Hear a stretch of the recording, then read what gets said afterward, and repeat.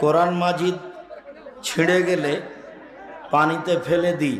জি না, কোরআন মাজিদ ছিঁড়ে গেলে আগুন দিয়ে পুড়িয়ে দিতে হবে, আগুন দিয়ে জ্বালিয়ে দিতে হবে।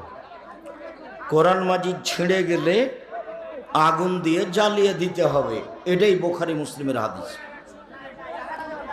সূরা হাসরের 3 আয়াত বলতে, সূরা হাসরের 3 আয়াত এভাবে পড়া যাবে না, পড়া বিদআত।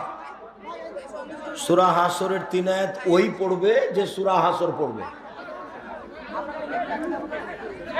স্বামী মারা যাবার পর স্ত্রীর বিয়ে আবার হয়ে গেলে সেই স্ত্রী জান্নাতে কোন স্বামীর সাথে থাকবে? যার সাথে পরে বিবাহ হয়েছে তারই সাথে থাকবে, হাদিস সহিহ, যদি তারা উভয়ই জান্নাতি হয়। আর যদি না হয় তাহলে মেয়েদের ছেলেদের বিবাহের ব্যবস্থা করা হবে, আল্লাহ বলেছেন। পরবর্তী স্বামীর সাথে থাকবে। আবু বকর সিদ্দিক নাম রাখা যাবে কি?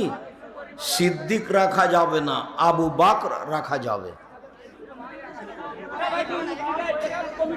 মৃত মানুষের নাম উল্লেখ করে দান করা যাবে কি? যাবে।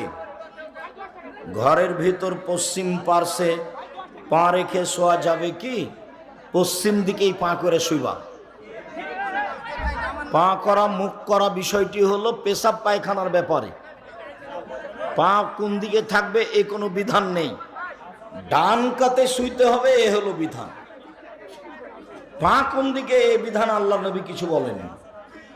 স্বর বিধান কি? ডান কাতে দোয়া পড়ে শুইতে হবে, অজু করে দোয়া পড়ে ডান কাতে শুইবে, পা যেদিকে যাবে। জি যাবে, পশ্চিম দিকে পা